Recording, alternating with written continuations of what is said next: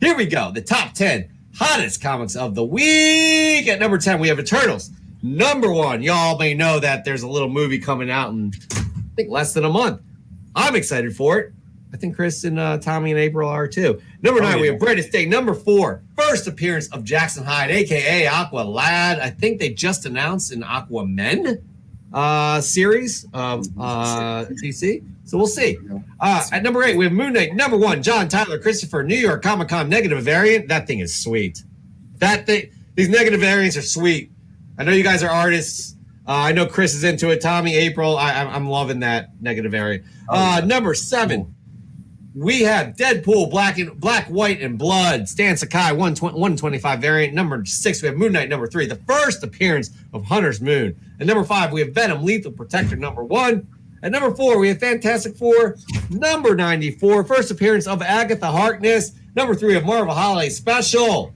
Number 2, we have Prophet number 1. And at number 1, we have Young Blood. Number 2, the pink logo variant. First appearance of Prophet and Shadowhawk. Good old Image days, everybody. Chris, interesting list.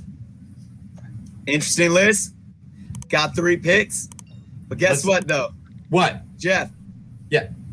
Before I talk about my top 3 picks, we have kind of like a honorable mention type of book. Now, for those that don't know, there are daily books that Cover Price monitors day to day during the week, right? And we got to bring up an image because there was a certain book that actually was a top mover later in the week. So remember, these books run into Monday of this week. There was an announcement just 2 days ago now, and guess what book was a top mover? We got an image to show them, folks.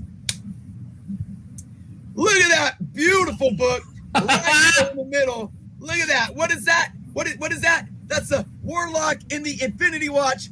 Number 1. Number 1. Yeah, that's right. You see it. Check it out. So I'm sorry that you don't have any because I own them all. No, I'm just kidding. Hey, here's the thing though, folks. Jeff, Tommy, and April, that book could be in the top 10 next week. It will be. It will be. Yeah. No doubt. No, I need to grab one. I don't have one. I need to grab one if there's any left. No, no Thor 165s. No FF 66 or 67. No Marvel Premiere number 1. I lie. Marvel Premiere number 1 did make the movers list, but it was lower on the list. So, but again, look, I'm being quite honest. Really interesting that's the book, and maybe look because it is a cheaper book. I don't know, but I'm hoping that we can talk a bit more about it next week, huh? We will. Okay. Let's talk about this week. I like your confidence. Number 3 for this week, though. What do we got? Eternals, number 1 is my pick, folks. Let's look at these numbers real quick because I got a little pickle that I want to address here with this book. Eternals, number 1, 90% increase in sales. All right. Cover Price actually reported a high sale in a 9.8 at $2,200, which I'm sure was relevant at the time. But they also stated this. This is them, not me. Quote, this cannot touch the highest sale it had back in May for $3,800 when the first trailer was released. Can this book get back to that price? If not, then this book shows signs of the old collecting market when books hit their height during a trailer. We're not sponsored by Cover Price, but we respect Cover Price. We use their data. I use Cover Price as a tool like every day almost. I'm logging into Cover Price. Yep. I love Cover Price. Love the guys over at Cover Price. But I find their detailing of this book a little bit problematic, and I'm going to explain why. But it speaks to a bigger issue. All right. Now, these numbers were calculated as a Monday, which was the 11th, something like that, right? So, but look at this. on the 13th, there was a 9.8 white pages that sold for $3,200. All right. On the 14th, there was a 9.8 white pages best offer accepted at $3,500. So again, $3,500 is the sale price. It was the asking price, and they accepted the best offer. I don't know what the best offer was. That was on the 14th, which was yesterday. Also yesterday, there was a 9.8 white pages that sold for $2,500. And then yesterday, there was a 9.8 off-white to white pages that sold for $2,375. Now, the interesting thing is, there was no, on eBay, I'm going to assume, I don't know for a fact, I'm going to assume that 3,800 9.8 CGC sale in May was a heritage auction, because I know they take from heritage auction as well in their data. That's what I'm going to assume. Or it might have been from mycomicshop.com, because they collect data from that side as well. But the really interesting thing is this. Not only was there this kind of like this going on the last couple of days, which I'm going to talk to in a second, I didn't see any sales peaking on eBay at all. You could go all the way back to June and up to now, up to October, and the books were going pretty much like this. And even for raw books, the highest raw copy sold on eBay was in October. It was on October 3rd for a winning bid of $1,275.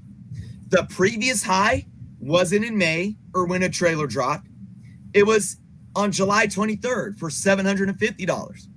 So I don't like that we have a database that's reporting on sales data and stating that, you know, they're not saying if it can do this or if it can do that, but the statement saying this book shows, if not, this book shows signs of the old collecting market when books hit their height during a trailer. This book is not hit its height, at least on the main online marketplaces, until now, October, before the release of this film. And I got to say this too. Books don't hit their height when a trailer drops and then they just go back down to nothing. They hit possibly what is called a peak that sets a new floor, and maybe it cools off a little bit after the trailer, but maybe up to the release of the film, it peaks up a little bit. But we got to talk about big picture and long term, because most key books, unless it's for a villain that just flops or anything like that, even after the release of the movie, these books are key books for a reason, and there's going to be ebb and flow that I talk about all the time. So maybe I'm just looking too deep into this comment and taking it out of context, but you know, maybe they're not saying that when a trailer drop, books hit their all-time height. Maybe it's just, you know, short-term height. I don't know what they mean by it, but I would be very careful reading into this. All right. And another thing that I want to point out before we move on to my next book is this. I talked about this with Swagloss today on my live show. In one day, in the same day, you had a 9.8 white pages sell for a best offer from $3,500, where the previous day it sold for $3,200. And that same day it sold for $2,500. The same day. You had about roughly close to $1,000 difference in a matter of 24 to 48 hours for the same book, CGC 9.8 white pages. Why is that? Does it mean that this book is like cooling off or crashing in a matter of 24 hours? No, it's because you got to understand, especially in 9.8s, especially for older books, there's not many on the market at one time. And one of these was a bid. One of them was a buy it now. The buy it now was more expensive. Maybe somebody said, I can't wait to bid and maybe lose out on it.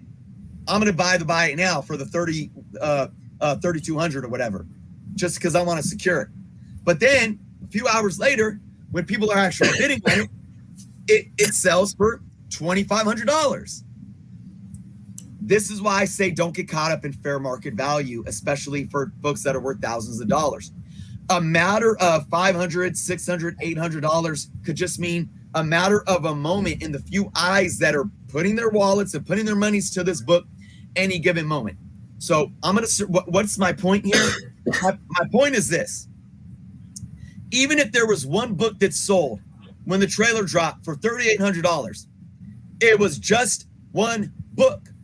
And that one book seems to be an outlier. It seems to be an outlier because there's no data on any other public marketplace that I was able to do research on that had a sale even close to $3,800 for this Eternals #1 in a 9.8 since May, right? Since the trailer dropped.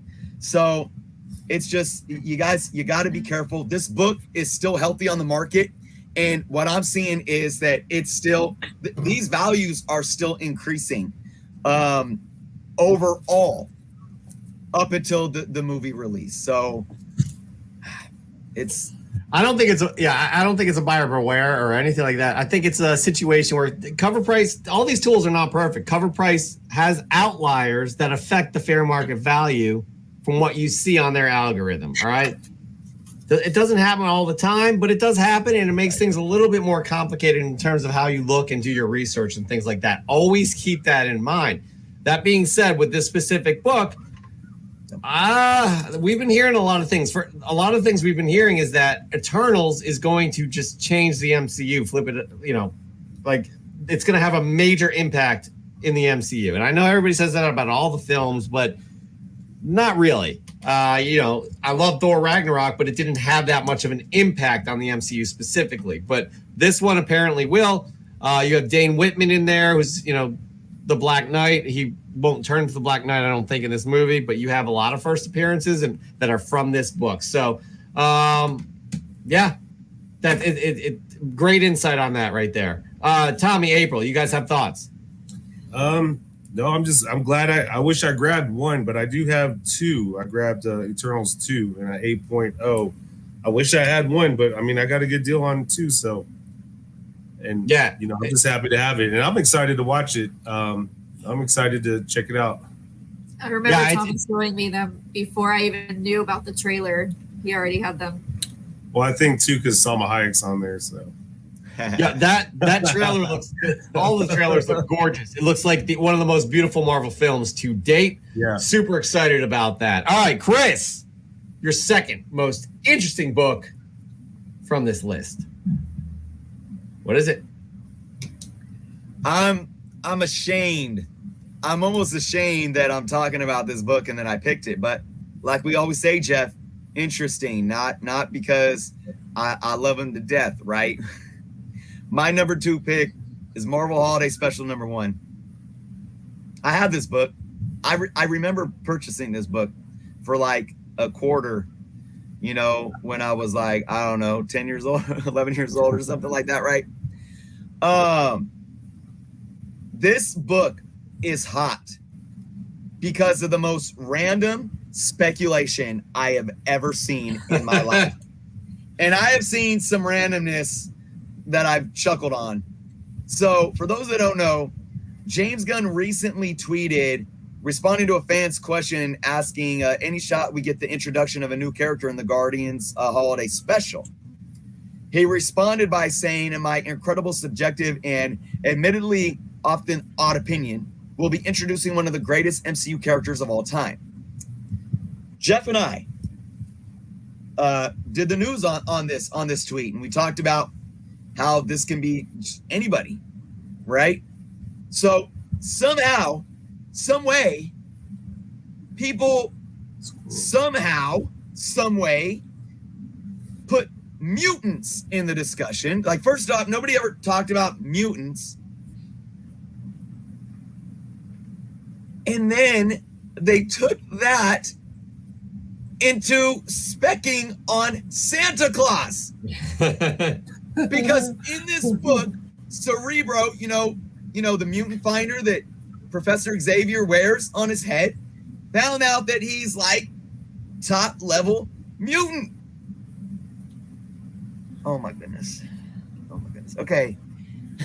So this book had 185% increase in sales, and a high raw sold for $45. $45, folks. I'm just glad there wasn't a 9.8 sale for like $400 or something. Look, and Jeff, you know that I'm very humble to how people collect, and I don't mock the way people collect, but there's been a few things lately to where I really pull out the question marks, and I don't. If you want to talk about pulling a rabbit out of your ass, I don't get it. I absolutely don't get it. I mean, I have no words. I can't say anything else. I can't. Who is paying $45 for this book? For one, I want to know. If you're watching, whoever paid $45 for this book, hit me up. Hit me up. We need to have a conversation. Bring you on the show. I don't know. I really hope it's not here next week, and we have a CGC 9.8 high sale of like over $300. Listen, actually the question I have is, why does Dan Della Torre know so much about the Care Bears and Santa Claus? No, I don't know, guys. It's we've seen weird things. We've seen a lot of weird things. A lot of people just kind of grabbing at straws. Is that the terminology I'm looking for here? It kind of baffles me. Like, I don't know what the thinking is.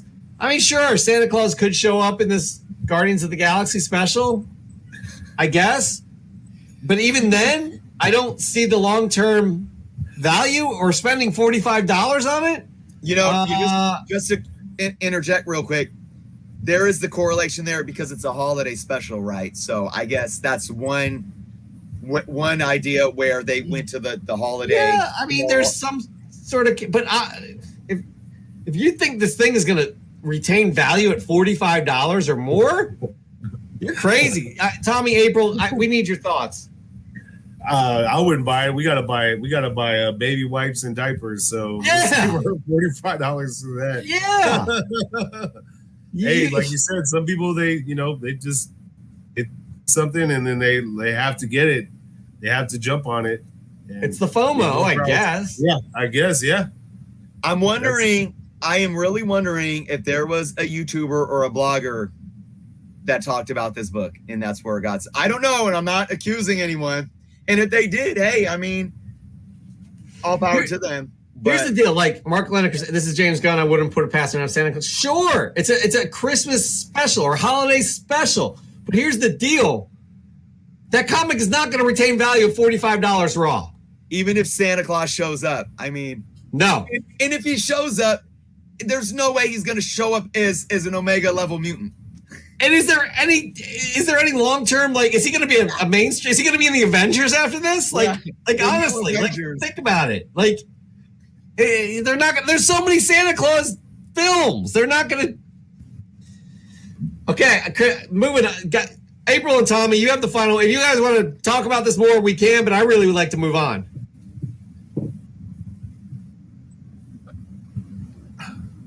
I think they're done with baby wipes and diapers. Yep. I don't know what they're doing.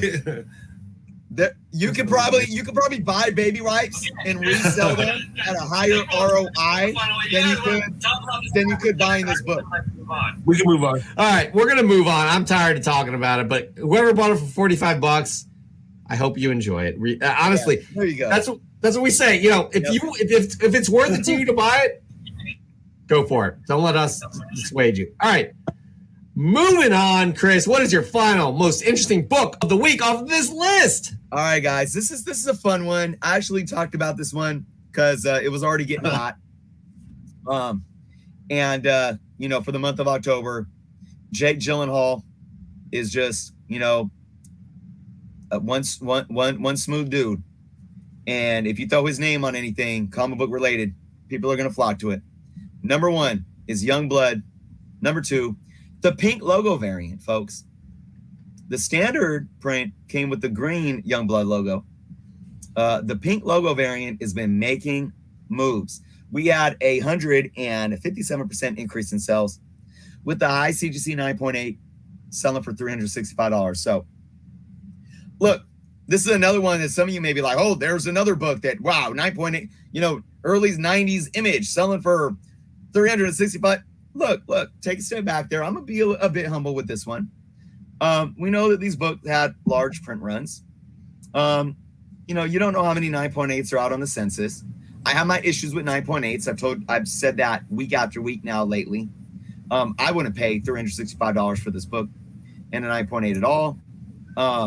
I didn't look up raw numbers. I usually do, but I'm assuming you could probably still find this book maybe around, I'm just estimating, I don't know, $20 in a high grade, $20, $30. I don't know.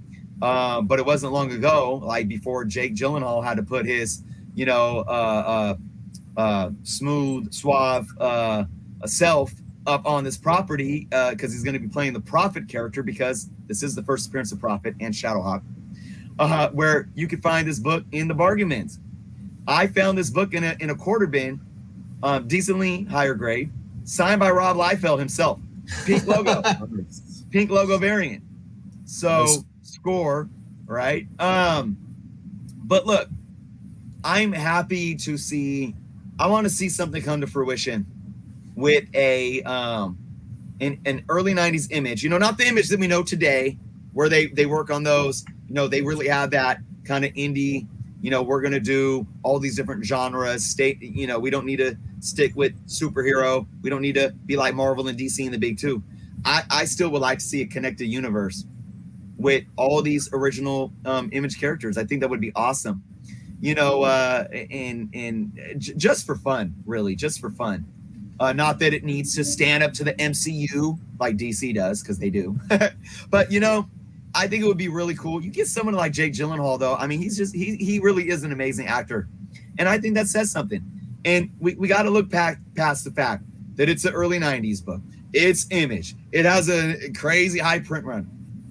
I love that there's attention on these books, folks. And I always say, be cautious about the 9.8s.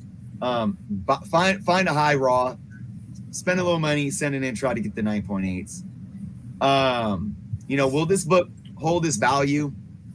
It's tough. I think there's a lot of that hype. When we get announcements like this, if something happens though, where I do believe it's going to be a TV show, and it's an amazing show like the Umbrella Academy, it can stick. It can absolutely stick. And then, like I said, if anything lasts a long period of time, and we get other characters, Shadowhawk comes in, and we get some type of connected universe, even if it's maybe just on a streaming service and not on the big screen, I'm all for it, man. So be on the lookout for this. I think this is a fun book to spec on if you can still find it, in your back issue bins for cheap. Low risk, possible high return. How high? I can't go there, but I'm excited to see this show. Yeah, I don't know what to say either. I wouldn't go investing in this book. Me personally, again, if you guys all feel that you see the value in doing so, go for it. But I really don't know. Jake Gyllenhaal is awesome. Almost everything he does. So to get that name attached, but again, it's really hard still.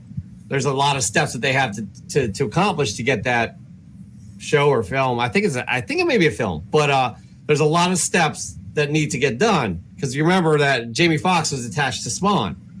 Where's that? That was 2-3 years ago. So again, it'd be cool to see these Image characters on screen. But again, just tread cautiously. April, Tommy, what do you guys think? I like you said, you find it in the dollar bin, I would grab it, $1 or whatever. Yeah. You're not really going to lose, but yeah, I'm the same way.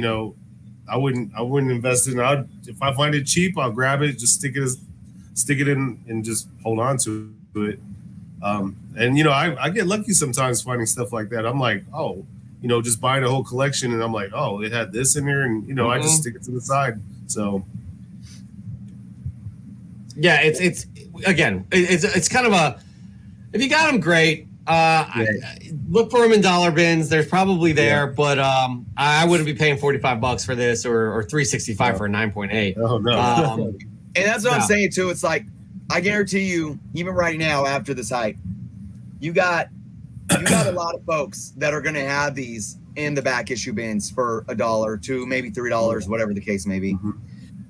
So that's what I would do if you're on a hunt. And I always do that. Whenever I go to LCSs, I know what to look for. I'm digging back issue bins and seeing what's going on. Just be aware of those LCSs. If you do find this in the dollar bin and you bring it up and they're like, oh, that was in the dollar bin? Wait a minute. Jake Gyllenhaal is gonna $20. That's a whole nother story for a whole nother time. Yeah. But yeah, you all know you need to look out for those horrible stores. But anyways, all right, interesting list. But that there ends the top 10 hottest comics of the week.